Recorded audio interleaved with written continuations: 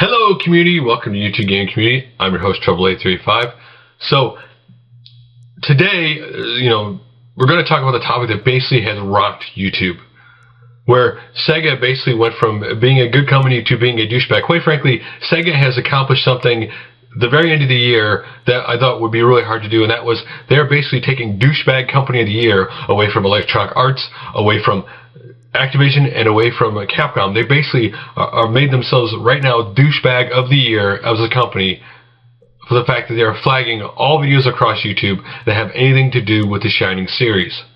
Whether you're just talking about the game, whether you're talking about it and have footage, or whether you're having Let's Plays up, they are flagging them across the board. And there are a couple of people saying here and there that they are flagging other videos also. The first video I saw about this topic was AlphaOmegaSin's, Sega flagging Shining videos and, having YouTube accounts banned. And then, of course, HappyConsoleGamer's Sega Stopped This, where he talked about his Bayonetta video getting flagged by Sega 2 months ago and what happened to his friend Benzo8686. I always thought there would be a company that would have the guts, or not guts, the company that would have just the stupidity and the insanity to go, you know what a good idea is? We own this intellectual property. Let's go and let's flag every video on our property. We're going to flag it all. We're going to take them all down. I never thought it would be Sega. I would have guessed, you know what, EA would have done that, or Activision, but not Sega. For all the fault that Capcom has, Capcom's never flagged a video for just totally ripped them on things they've done with Mega Man Legend 3 or other things. This is on a scale we've never seen a video game company do. It's not like Sega is one of these companies that's very healthy right now. Sega, quite frankly, is not a very healthy company. In some ways, Sega is a company on their last leg.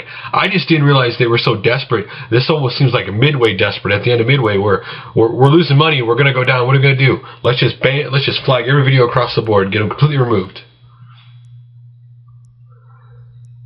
Normally, things like this, the companies can get away with these strong arm tactics when, they're dealing with a video game magazine. Like, hey, we're not going to give you another review copy of our game or a website. But not actually going after the fans. The people who have basically built shrines about this company, the people who talk lovingly about this company, who are promoting their products. The one thing the gamers do more than anything else, if they're loyal to your company, no matter how bad or good your game is, they will buy that game. They will support you no matter what. Sega, it seemed to be good to their fans.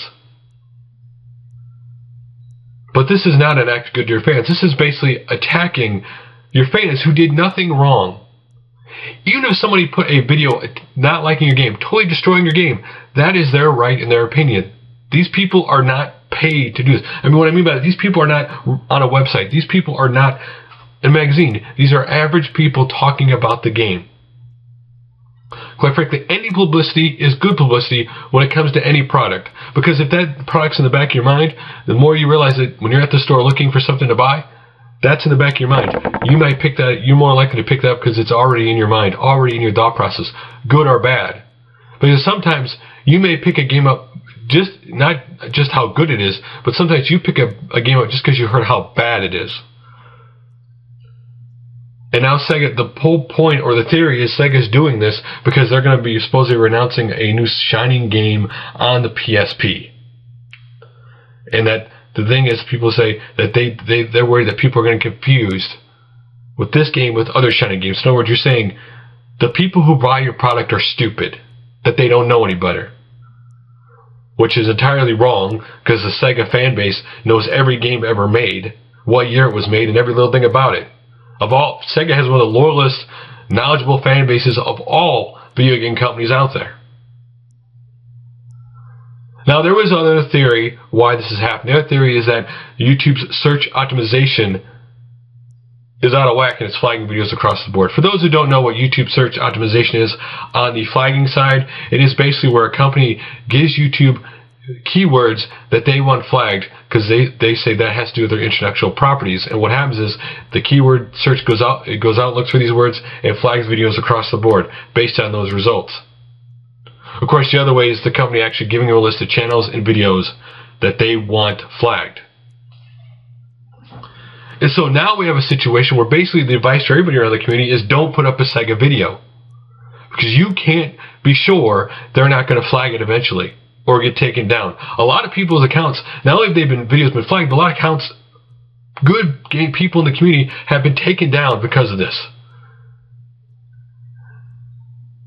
Now, Sega is not a healthy company. Sega, in some ways, Sega is a company that's slowly been marching to its deathbed for a while.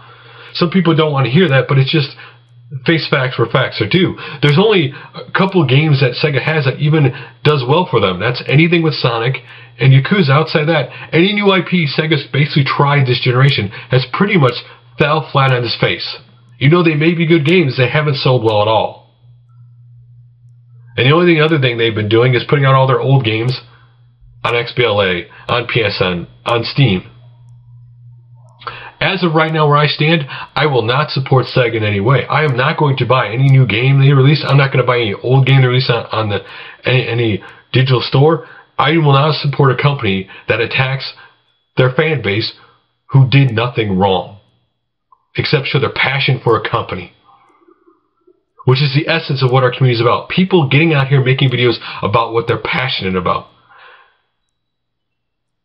At this point, Sega has taken it. This is a PR nightmare for Sega. And I don't know how they're going to, quite frankly, turn this around. Because there are plenty of websites reporting on this now, like it should be. But the worst thing of all, Sega's keeping quiet. They're not saying anything.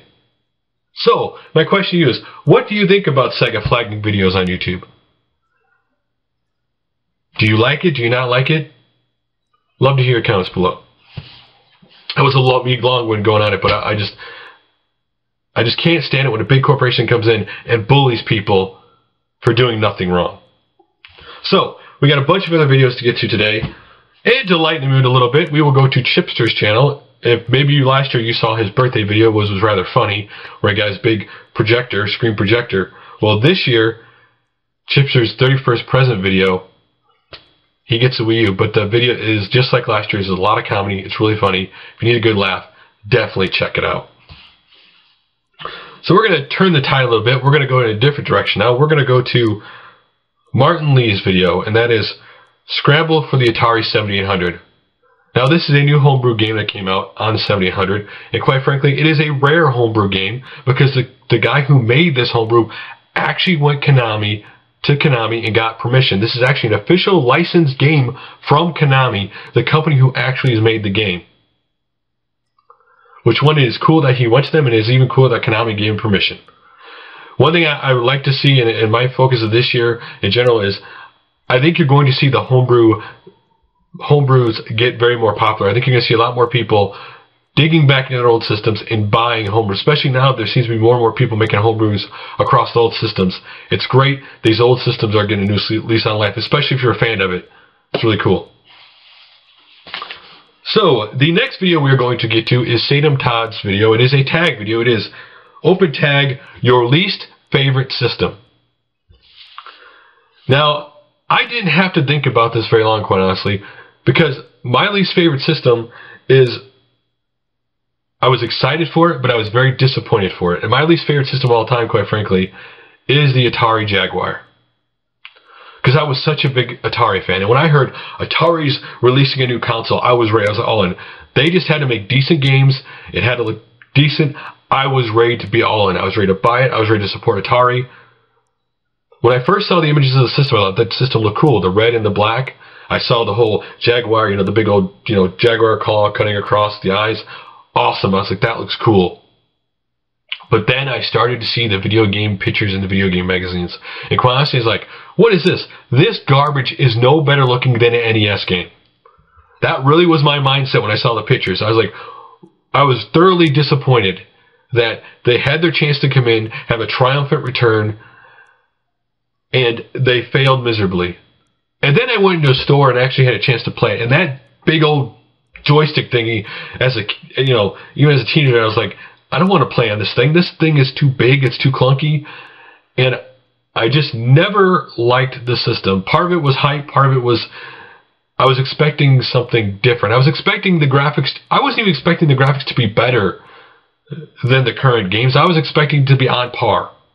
And it wasn't even that. There were only a couple games that even caught my interest on the system. Of course, Tempest 2000 and Alien vs. Predator.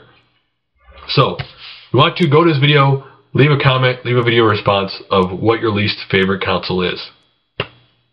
His, by the way, was the N64, and he pointed his reasons out for that. And I can understand the N64 is one of those weird systems. You either love it or you hate it. And the next video we're going to talk about is a return of somebody to the gaming community. And that is X-Files 2708. And no, it's not on his channel. No. It is on Team Minecraft. Minecraft's spelled a little different.